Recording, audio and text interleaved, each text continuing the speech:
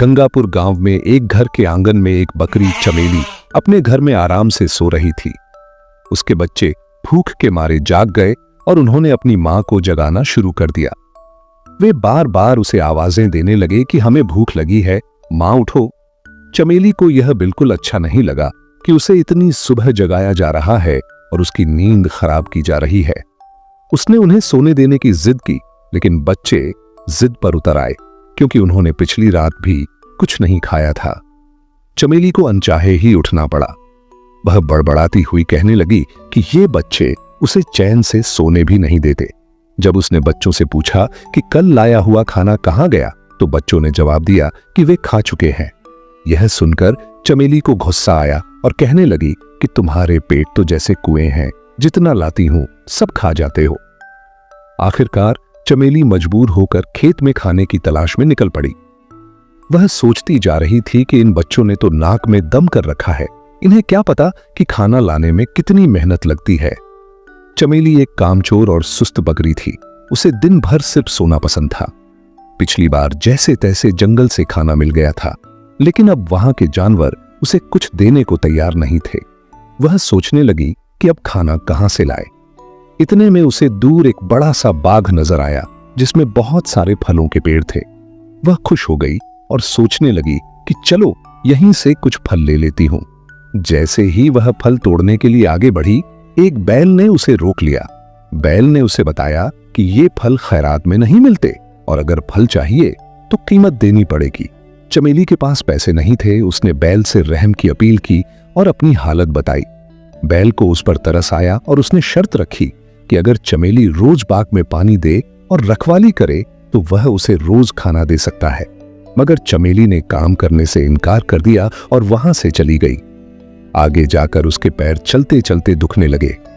वह थक चुकी थी और कहने लगी कि थोड़े से खाने के लिए कितना चलना पड़ता है। इतने में उसे दूर एक इंसान का घर नजर आया जहां दो बकरियां आंगन में खड़ी घास खा रही थीं। चमेली ने सोचा कि ये मेरी ही जात की बकरियां होंगी, ये जरूर कुछ खाने को देंगी। वह उनके पास पहुंची, मगर वहां भी उसे साफ जवाब मिला कि यहां मुफ्त में खाना नहीं मिलता। इन बकरियों को रोज मालिक को दूध देना पड़ता था, तब जाकर खाना मिलता है। इतने में घर का मालिक आया जिसका नाम हरिया था। उसने चमेली से पूछा कि वह कहां से आई है। चमेली ने बताया कि उसके बच्चे भूखे हैं, उसे खाने की जरूरत है। हरिया ने भी शर्त रखी कि अगर वह दूध दे तो रोज अच्छा खाना देगा, मगर चमेली ने इनकार कर दिया और वहां से भी चलती बनी। थोड़ा आगे जाकर चमेली को एक खेत नजर आया जो खाली था और वहां बहुत सारी फसलें थीं। चमेली ने सोचा कि यहां से तो मुफ्त का खाना मिल जाएगा। उसने मौके का फायदा उठाया और खूब पेट भर के खाया और अपने बच्चों के लिए भी बहुत सारी फसल तोड़ ली।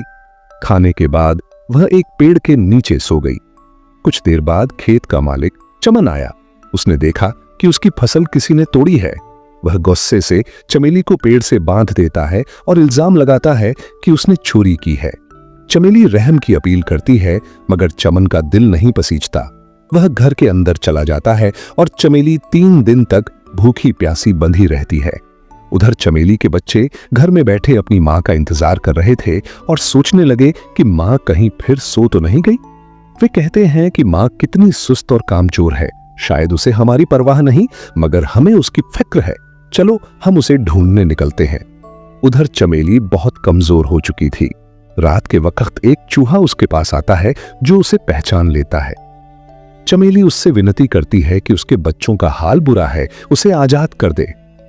पहले चूहा इनकार करता है, लेकिन जब चमेली उसे गणपति बप्पा का वास्ता देती है तो वह रस्सी काटकर चमेली को आजाद कर देता है। चमेली फौरन अपने बच्चों के लिए खाना लेकर घर पहुंचती है, मगर बच्चे गायब होते हैं।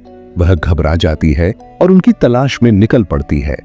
कई घंटों बाद वह दोबारा उस बैल के पास पहुंचती है जो बाग का मालिक था।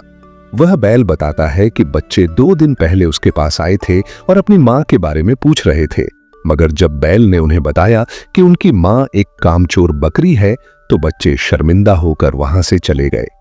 चमेली रोती हुई बच्चों की तलाश में हर तरफ भटकती है और चलते चलते हरिया के घर पहुंचती है।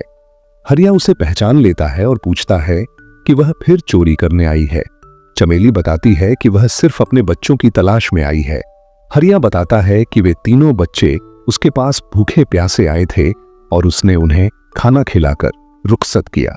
वह बताता है कि खाने के बाद वे अपनी मां की तलाश में निकले, मगर एक शेर ने उन्हें पकड़ लिया। यह सुनकर चमेली के होश उड़ जाते हैं और वह फूट फूट कर रोने लगती है। उसे एहसास होता है कि बच्चों की मौत की जिम्मेदार वह खुद है, क्योंकि उसने काम न किया, सिर्फ आराम को तरजीह दी। अगर वह उस दिन बैल की बात मानकर काम कर लेती या हरिया की शर्त मान लेती तो उसके बच्चे आज जिंदा होते। वह गमगीन होकर चमन के खेत में वापस जाती है और उससे कहती है कि वह उसे दोबारा पेड़ से बांध दे, क्योंकि वह अब जीना नहीं चाहती। चमन यह सुनकर हैरान हो जाता है, मगर उसकी सच्चाई सुनकर उसे तरस आता है और कहता है कि वह सजा नहीं देना चाहता। चमेली कहती है कि अगर सजा नहीं दी जाएगी तो वह खुद ही कहीं जाकर मर जाएगी। इतने में पीछे से बच्चों की आवाज आती है। चमेली पीछे मुड़कर देखती है तो उसके तीनों बच्चे जिंदा खड़े होते हैं। वह खुशी से बेहाल हो जाती है और उन्हें गले लगा लेती है। बच्चों को बचाने वाला चूहा बताता है कि जब उसे पता चला कि बच्चों को शेर ने घेर लिया है तो वह फौरन पहुंचा और शेर को डराकर बच्चों को बचा लाया।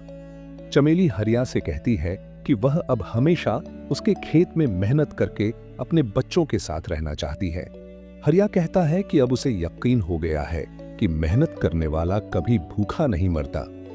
चमेली के बच्चे भी खुश होते हैं कि उनकी मां को अब मेहनत की कीमत समझ आ गई है। उस दिन के बाद से चमेली और उसके बच्चे हरिया के खेत में मेहनत से काम करते हैं और खुशी खुशी अपनी जिंदगी गुजारने लगते हैं।